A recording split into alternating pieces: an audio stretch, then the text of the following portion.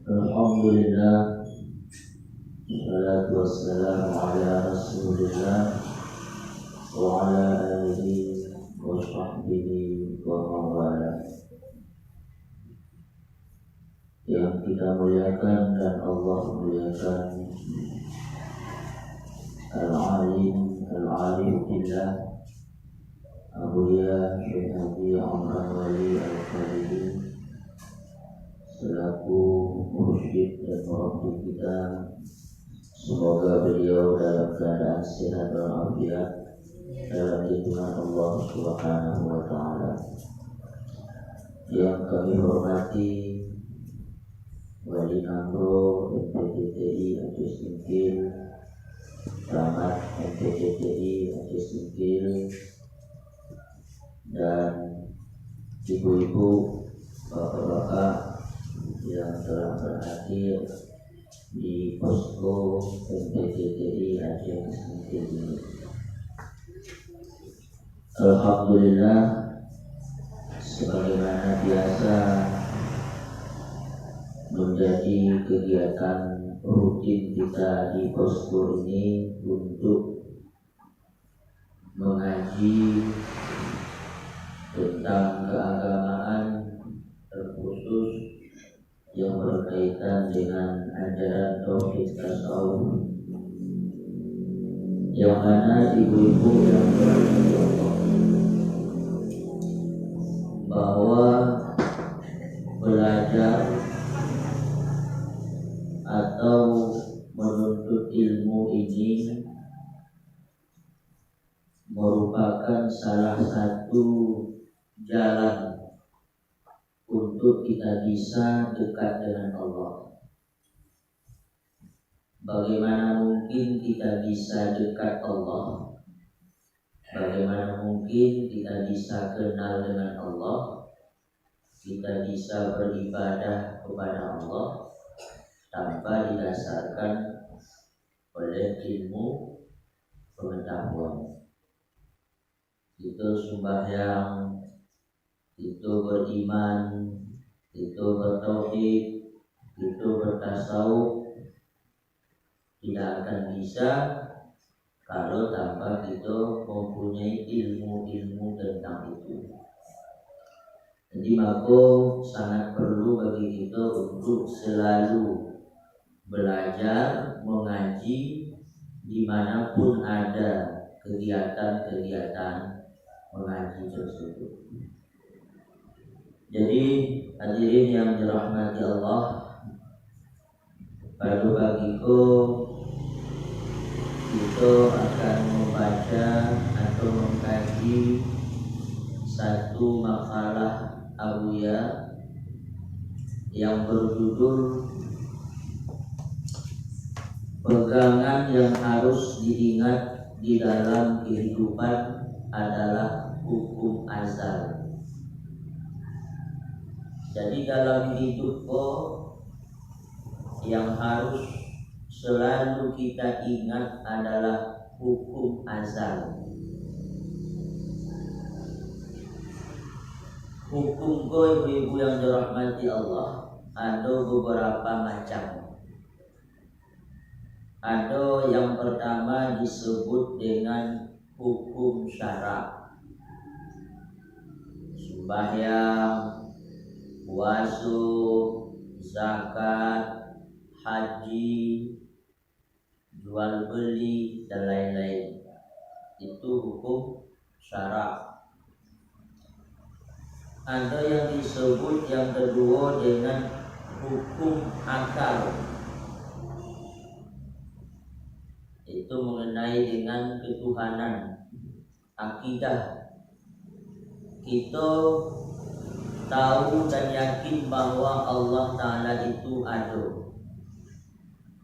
Karena akal kita mengatakan bahwa kalau tidak ada Allah, tidak mungkin ada kita. Tidak mungkin ada bumi dan langit.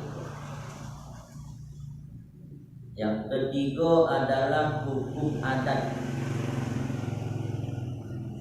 Hukum adat. Mana hukum adat kebiasaan.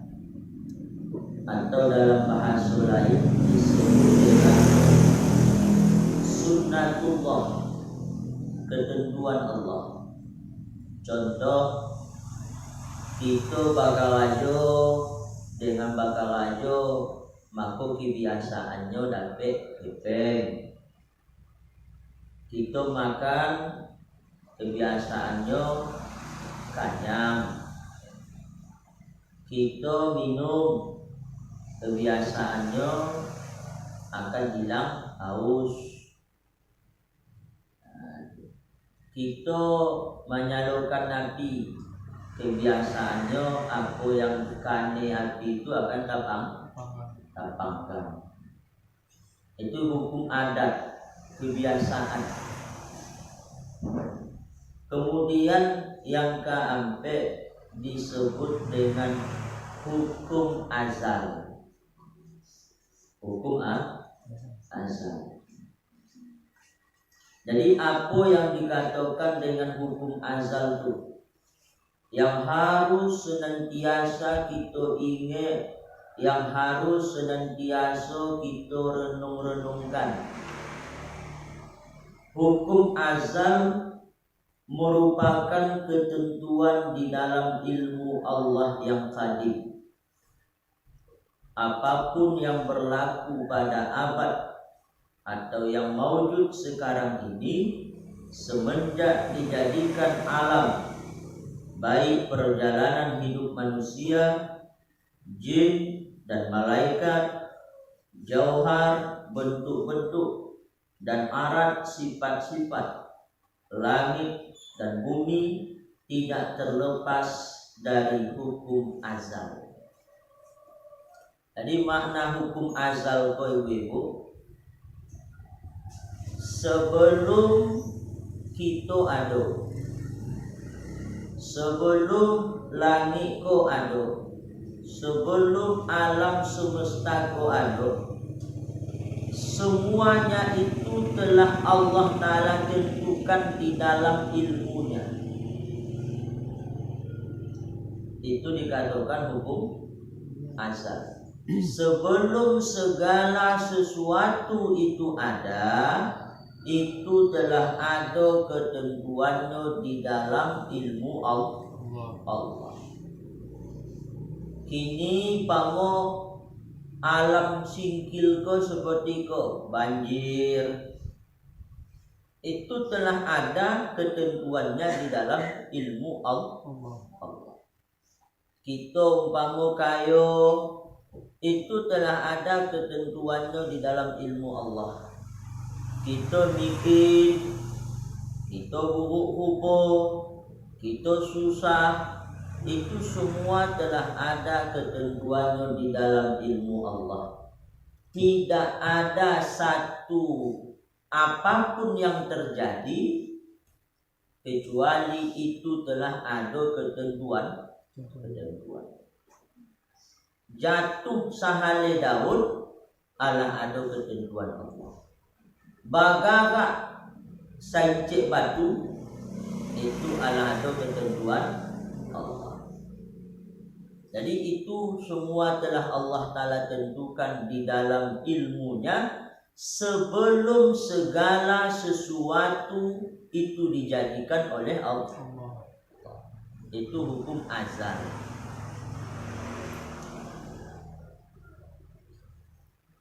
Kita harus percaya sepenuhnya pada hukum azal. Apa yang Allah Ta'ala tentukan dalam hukum azal itu harus kita yakini. Umpama ambo kini sakit-sakit pinggang ambo, ataupun sakit-sakit kaki ambo, ataupun agak payah mencari rezeki, harus kita yakini bahwa iko adalah ketentuan Allah pada azal. Umpama kita kayo tu ibu-ibu, kita umpama berpangkat, ada jabatan, bukan dek karena kuenya kita berusaha. Bukan dek karena kuenya kita berusaha. Usaha itu hanya sebab. tapi itu telah ada ketentuan. Sebabnya kita berusaha, ketentuannya adalah ada pada Allah.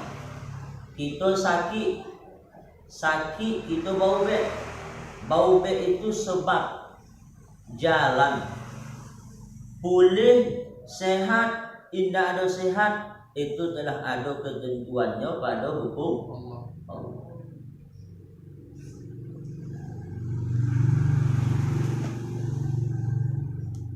Allah melakukan sesuai dengan ketentuan ilmunya yang kadim pada perjalanan perubahan di dalam kehidupan, tidak ditemani sendirian Allah di dalam kerajaannya.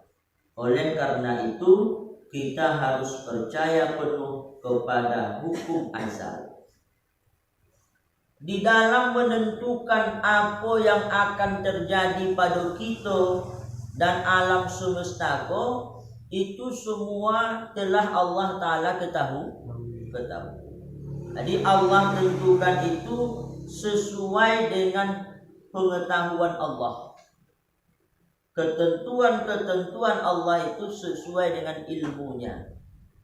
Dan Allah menentukan itu tanpa ada kawannya, sendiri Allah menentukan itu. Jadi Allah tahu ketentuan yang Allah tetapkan itu karena Allah tahu apa yang baik untuk hamba.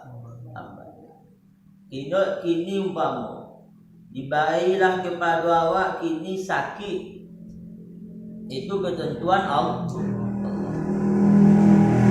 Kenapa Allah Ta'ala berikan kepada kita sakit? Karena Allah ingin dakik dengan kita. Karena Allah ingin dakik. Karena kita kok kadang-kadang waktu sehat tu lupa ke Allah. Lupa ke Allah. Jadi tak agak Allah ke kita, dia gila sakit. Sehingga doa-doa lah kita ke Allah, ya Allah sakit mana. Bamanju-manjulah kita ke Allah. Ya Allah. Jadi itu karena sayang Allah. Karena sayang Allah. Karena manusia ko ibu-ibu, manusia ko macamnya tu berbagai macam. Ada yang mau dakik kepada Allah Ta'ala itu, diagi kesusahan dulu baru dakik. Diagi kesusahan baru mau dakik. Makanya banyak wajali orang ko ala bangkrutnya, ko ala jatuh jabatannya, ko ala sakit-sakitnya, disitulah bau bertobat. Berarti itu sebenarnya jalan Allah, cara Allah untuk mendakikkan kita kepada Allah. Karena dengan itu caranya. Ada sebahagian hamba Allah kok tanpa pun, walaupun Allah Ta'ala berikan kepadanya berbagai macam kenikmatan, kekuasaan, kekayaan, tapi dia tidak akan mau lalai kepada Allah. Macam umpama Nabi Sulaiman. Nabi Sulaiman tu paling kaya. Lebih kaya dari bupati kita. Lebih kaya daripada presiden kita. Lebih luas kekuasaannya, mencakup timur dan barat. Rakyatnya bukan hanya manusia, jin dan binatang. Tetapi dikarenakan karena kerajaannya, kekuasaannya, kekayaannya tidak mempengaruhi kedekatannya dengan Allah, tidak mempengaruhi ibadahnya kepada Allah, Allah tetapkan kerajaan itu. Karena tidak ada pengaruh apa-apa. Sama macam umat anak ibu-ibu. Umpama anak awak, kalau umpama awak agikan HP, anak awakku ada dua model. Anak awak ada dua orang, awak agikan HP. Yang seorang ko, yang si A ko, kita agi HP, nggak ada berubah. Nggak ada Yang salamu ko yung sembayang. Maunya khatib 1000, baik. Ado mengaji, baik. Ado tawajuh, baik. Apakah ibu-ibu ambil HP-nya tuh? Tidak. Tapi ada seorang anak dia lagi HP. Salamu ku sembahyang, lain tak sembahyang lain. Yang salamu ku nak ada bacewek, ala baceweknya. Yang salamu punya tatuk di rumah, ala si berjalan saja. Yang rancak ke anak tu dibiarkan inyo pakai HP atau diambil HP-nya? Diambil HP. Nah, begitulah cara Allah mendekatkan kita kepada Allah. Jadi itu hukum azal. Jadi bak kita ingat-ingat tu ibu-ibu. Bak kita ingat. Oleh karena itu, kepercayaan ini penyebab kita putus asa daripada menentangnya, melakukan apa yang kita lakukan dan berebut-rebut bagian dan memelihara kehormatan diri untuk mencapainya.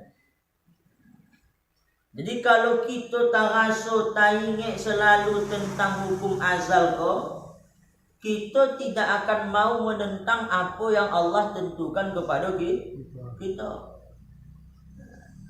Kini umpama kita ko diberikan Allah cobaan. Cobaan. Ini yang paling baik kita cobaan ko bukan sakit sebenarnya. Tak ada bakepek. Tak ada bakepek.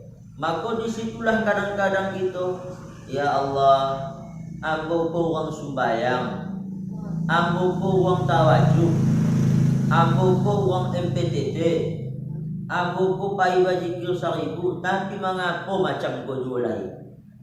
Itu tanda bahwa kita tidak berpegang kepada hukum azal. Karena kita menentang ketentuan Allah itu. Jadi harus kita ingat itu. Dapat kita umpama kepeng 10.000. Alhamdulillah, ikulah ketentuan Allah ke ampun. Umpama meninggal pun umpama dosa nak awak, tak ada mengaku.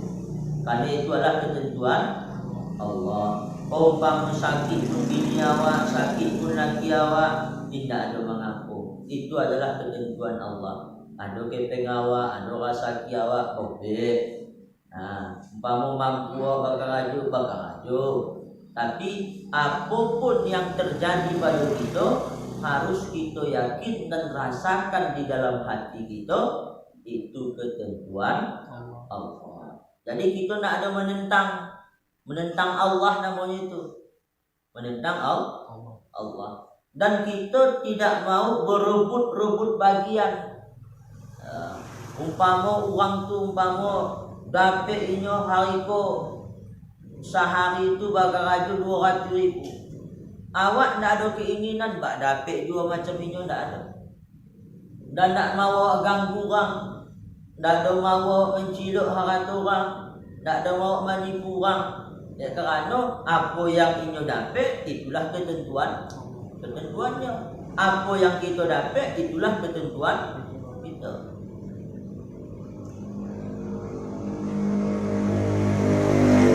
Kepercayaan sepenuhnya kepada hukum azal penyebab ada tawakal, tafwid dan taslim, menyerahkan urusan dan diri kita dari daya upaya dan ilmu kepada Allah.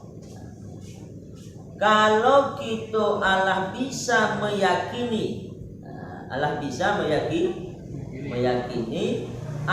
bisa merasakan hukum azal itu di dalam hati kita, maka barulah kita bisa bertawakal. Tahu ibu tawakal? Tawakal itu menyerahkan diri dan urusan kita kepada Allah. Dan selalu kita baca itu hasbunallah wa ni'mal wakil. Allah Ta'ala itu sebaik-baik tempat kita bertawakal, menyerahkan diri, menyerahkan urusan kita, diri kita kepada Allah.